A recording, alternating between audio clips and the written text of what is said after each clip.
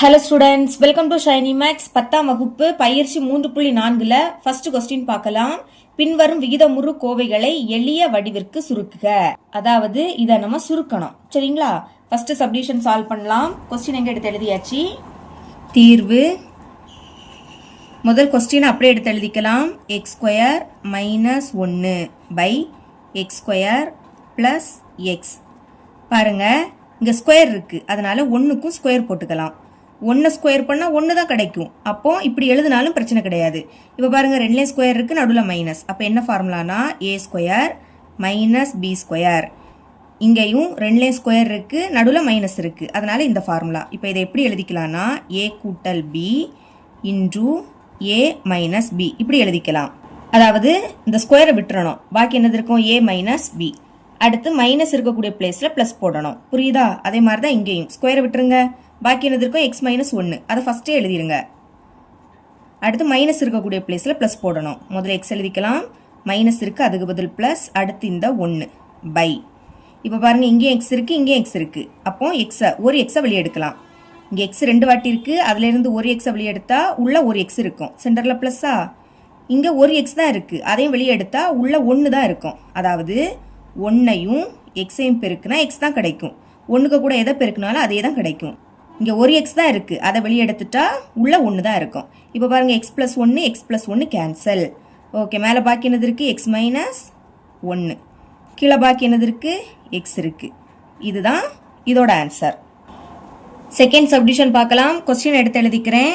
X square minus 11x plus 18 by கீழே என்னது இருக்குது X square minus 4x plus 4. இப்போ இதெல்லாத்தையும் காரணிப்படுத்தணும். பாருங்க, எக்ஸ் ஸ்கொயர் முன்னாடி எதுவுமே இல்லை, அப்போ கடைசி என்னது இருக்கு ப்ளஸ் 18.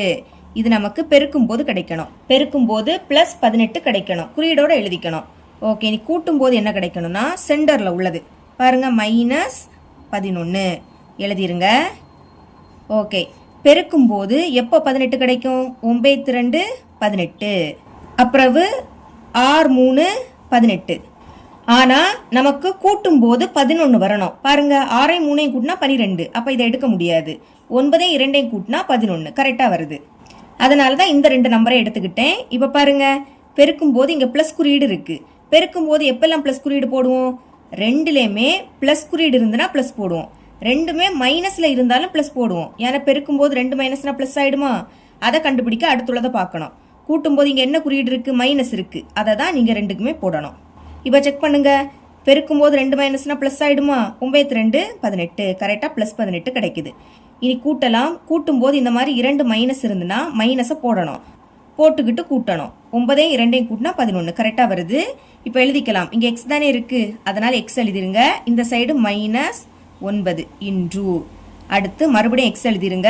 அந்த சைடு மைனஸ் 2 இருக்குது பை. இப்போ இதை காரணிப்படுத்தலாமா? பாருங்க, பெருக்கும் போது என்ன கிடைக்கணும்னா எக்ஸ் ஸ்கொயர் முன்னாடி எதுவுமே இல்லை, அப்போ கடைசி என்னது இருக்குது ப்ளஸ் 4 இருக்குது. அடுத்து கூட்டும் போது என்ன கிடைக்கணும்னா சென்டரில் உள்ளது மைனஸ் 4. ஓகே, பெருக்கும் போது எப்போ 4 கிடைக்கும் 2 4.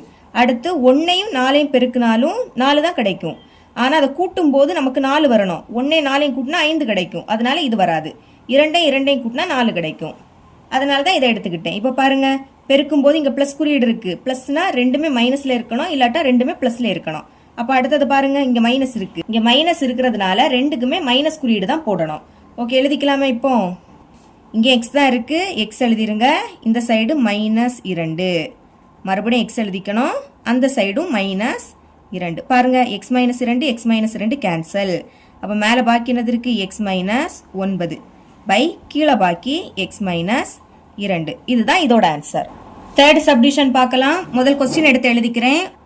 9x ஸ்கொயர் கூட்டல் 81x பை கீழே உள்ளதை எழுதிக்கோங்க எக்ஸ் கியூப் கூட்டல் 8x ஸ்கொயர் மைனஸ் 9x. இப்போ இங்கே எக்ஸ் இருக்கு இங்கே எக்ஸ் இருக்கு, அப்போ எக்ஸை வெளியே எடுத்துடலாம். 9 81, இது ரெண்டுமே 9ஆம் வாய்ப்பாடில் வரும். அப்போ 9ஐயும் வெளியே எடுக்கணும். 9ஐயும் ஒரு எக்ஸையும் வெளியே எடுத்துருங்க. ஓகேங்களா? இங்கே ஒரு 9 தான் இருக்குது, அதை வெளியே எடுத்துட்டோம். அடுத்து எக்ஸ் 2 வாட்டி இருக்குது, ஒரு எக்ஸை வெளியே எடுத்தா உள்ள ஒரு எக்ஸ் மட்டும் இருக்கும். சென்டரில் ப்ளஸ்ஸா, இனி 81 எப்படி எழுதலாம்னா 9 81. இங்கேருந்து ஒரு 9 வெளியெடுத்தாச்சு. ஒரு எக்ஸ் தான் இருக்குது, அதையும் வெளியெடுத்தாச்சு. அப்போ பாக்கி ஒரு 9 உள்ளே இருக்கும். ஓகேங்களா, எழுதிருங்க. இது ப்ளஸ், அடுத்து பை. இதை காரணிப்படுத்தணும்னா முதல் எக்ஸ் ஸ்கொயர் இருக்கணும். ஓகேங்களா, இங்கே கியூப் இருக்குது. அப்போ பாருங்கள் எக்ஸ் எக்ஸ் எக்ஸ் 3ல் எக்ஸ் இருக்கா, அதனால எக்ஸை வெளியெடுத்துடலாம். ஒரு எக்ஸை வெளியெடுத்துருங்க. எக்ஸ் 3 வாட்டி இருக்குது, ஒரு எக்ஸை வெளியெடுத்தா உள்ள 2 எக்ஸ் இருக்கும். அப்போ அடுக்கில் 2ன்னு எழுதிக்கணும். ப்ளஸ் 8 அப்படியே எடுத்து எழுதிருங்க. இங்கே எக்ஸ் 2 வாட்டி இருக்குது, ஒரு எக்ஸை வெளியெடுத்தா உள்ள ஒரு எக்ஸ் இருக்கும். மைனஸ் இங்கே ஒரு எக்ஸ் தான் இருக்குது, அதை வெளியெடுத்தாச்சு. அப்போ பாக்கி உள்ள என்னது இருக்கும், 9 இருக்கும். இப்போ பாருங்க, இந்த எக்ஸையும் கேன்சல் பண்ணலாம். அப்போ மேலே பாக்கி என்னது இருக்குது, 9 இன்டூ எக்ஸ் கூட்டல் 9 பை.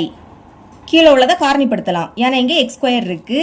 அப்போ பாருங்க, பெருக்கும் போது என்ன கிடைக்கணும், எக்ஸ் ஸ்கொயர் முன்னாடி எதுவுமே இல்லை. அப்போ கடைசி என்னது இருக்குது, -9 இருக்குது.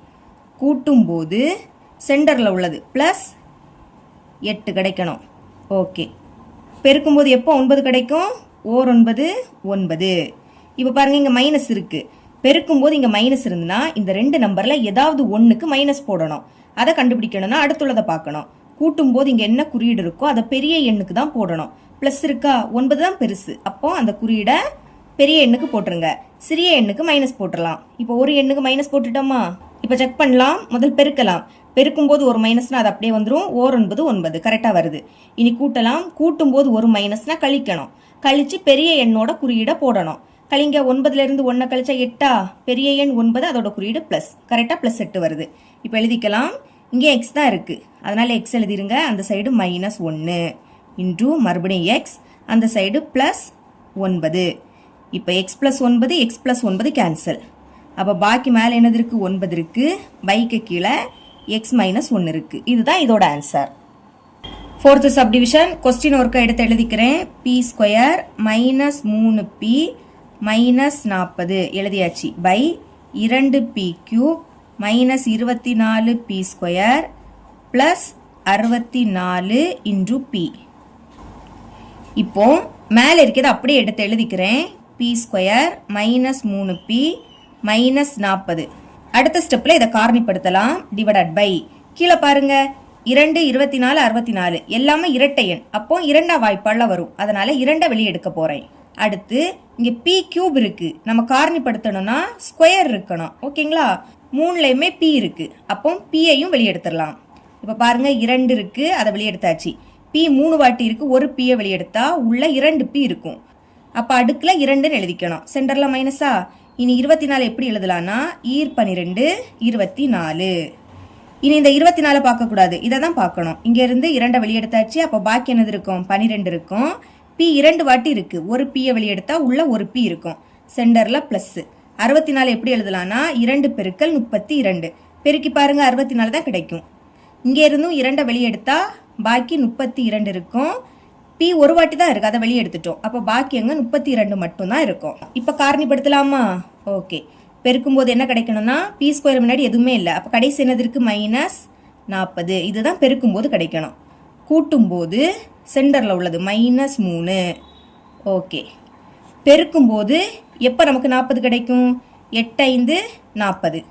இங்கே மைனஸ் இருக்குது, பெருக்கும்போது எப்போ மைனஸ் போடுவோம், இந்த 2ல் ஏதாவது ஒன்றுக்கு மைனஸ் குறியீடு இருந்தால் தான் மைனஸ் போடுவோம். அப்போ அடுத்ததை பாருங்க, கூட்டும்போது இங்கே என்ன குறியீடு இருக்கோ அதை பெரிய எண்ணுக்கு தான் போடணும். 8 தானே பெருசு, அப்போ அதுக்கு மைனஸ், சிறிய எண்ணுக்கு ப்ளஸ் போட்டுருங்க. இப்போ ஒரு எண்ணுக்கு மைனஸ் குறியீடு போட்டாச்சு. செக் பண்ணலாமா. பெருக்கும்போது ஒரு மைனஸ்னா அது அப்படியே வந்துடும். 8 5 40 கரெக்டாக வருது. இனி கூட்டலாம். கூட்டும்போது ஒரு மைனஸ்னா கழிக்கணும். கழிச்சு பெரிய எண்ணோட குறியீடை போடணும். கழிங்க, 8லேருந்து 5 கழிச்சா 3.